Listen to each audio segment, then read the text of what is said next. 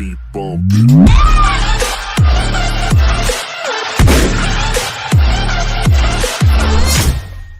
Hello everyone, Vortex here, coming at you with a little bit of nostalgia today and more GTA related type videos. And in this video I'm going to be looking at a GTA 3 alpha version. Now this is kind of like a Dreamcast slash PC port, essentially because it kind of is for Dreamcast, but it's set up in a way that makes it look like it's for PC, so it's, yeah, I would say Dreamcast slash PC port. But anyway, so these are the files you'll have once you've downloaded everything. Well, now firstly we'll look at the main mod, which is obviously this in the RAR file, the GTA version mod 2.0.RAR, or extracted. You'll be left with this folder, and in there you get a readme that just basically tells you some important information, which I will cover anyway. You can just ignore those two folders for now, and what you need to focus on is the .exe. You just run that, you go through the setup, choose where you want to install it, etc. And once it's all installed, you'll be left with something like this. And essentially that is pretty much the full mod installed. You've got an exe there, you can just run, but before you do that, here's a couple of other things you'll want to do first, because if you just run it like that as it is now, you will get an error basically telling you to insert the game disc, and that's because of a couple audio files that will be missing, which are the msx.wav and kjar.wav radio station files. Now there was a link to go to in the readme file, but that no longer works. It seems that the files have been taken down due to copyright reasons. And there were modded versions, by the way, so if you have got a copy of GTA 3 you can just use the original audio files from them, and that's kind of what I've done. Well, in fact I downloaded the radio stations from somewhere online, so I'm assuming they're like the official ones.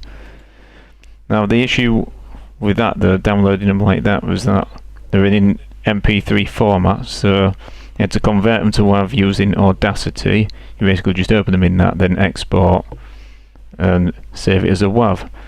And also you'd need to rename the files, because I think it was the kjar one, it was kjar with a hyphen between the K and the J, so you can't have any special characters, it's just got to be in block capitals, kjar.wav, and same with msx.wav.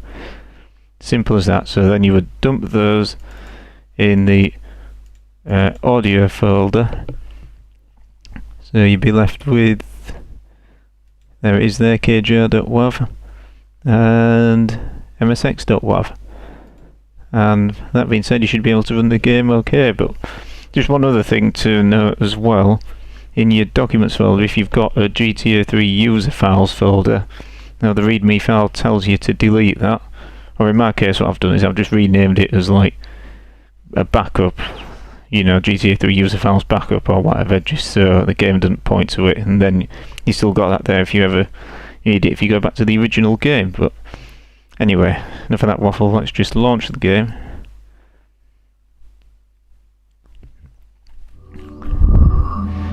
You get the Dreamcast logo, you can skip past that bit, and then obviously the GTA 3 screen, you can skip that, then you'll be brought to this menu. Now I have opened this once already, and it's reverted my controller setup back to how it was, I believe. I think it's kept, yeah, it's kept my display settings though, so that's good. It's kept my audio settings as well, the music volume turned down to avoid any copyright issues. So that being said, let's jump into the game, start a new game.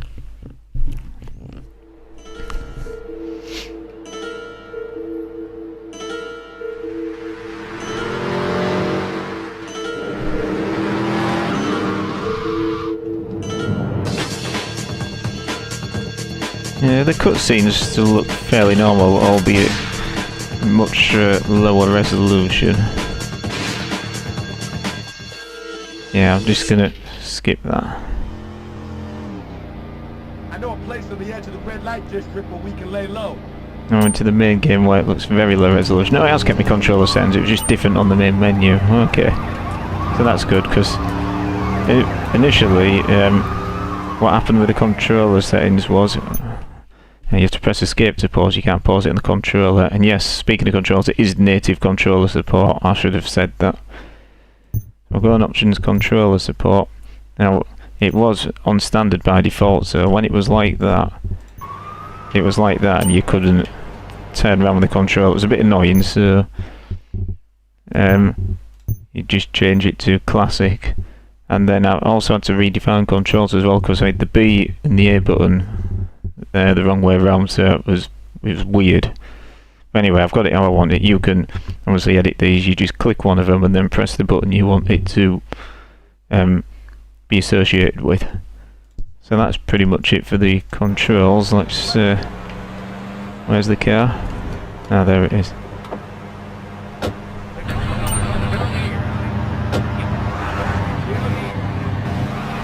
Yeah, that mini map, there's nothing on there at all. It's yeah, you can see very alpha and very slow loading textures as well. The draw distance is not great. If I just pause again for a minute, can you even look at a map? No, you can't. I know in the original GTA 3 game you couldn't either.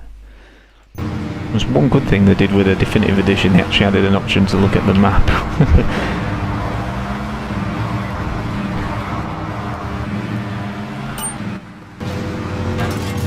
Oh yeah, I've got the change camera button on the left stick, which is weird, but I'm sure that can be changed, and the horns on the right stick. Yeah, and I'm sure we can change that. Can use keyboard and mouse layouts as well.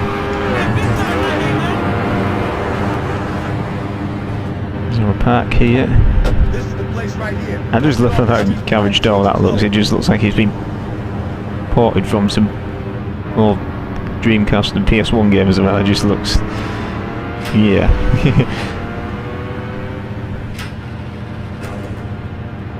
Now I just realised what it says above the garage. Jesus. Did it say that in the original game? I never actually paid any attention to that whatsoever. I don't know.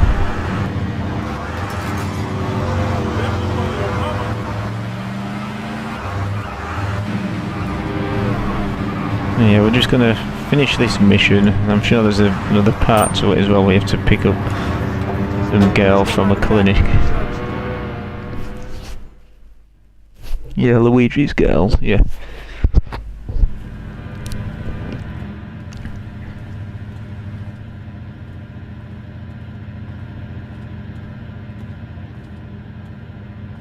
Wait here, man, while I go in and talk to Luigi.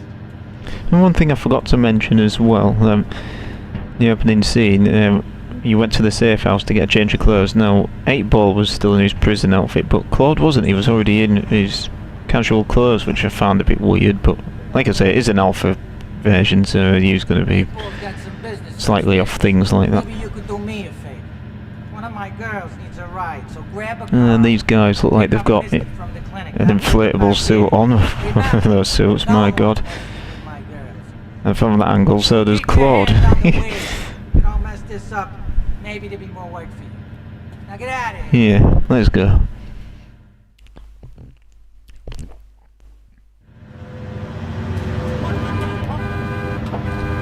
Oh yeah, moving, stop bibbing. Oh, sorry police.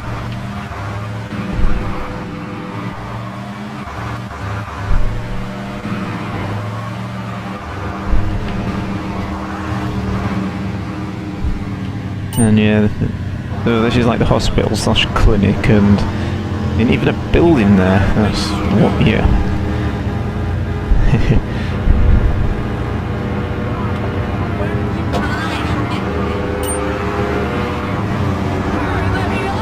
I'm going to take her back to Luigi's Club, and that's it for the opening couple of missions.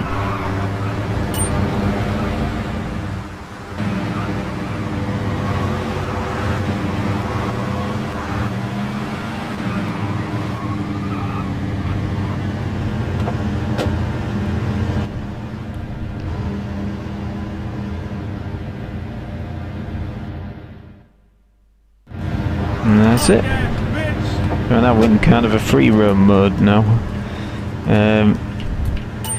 Yeah, well, redefining the controls, it doesn't let you do anything with the RT and LT button, which I found a bit weird and annoying. Obviously you've got the LB and RB button. D-pad works as well.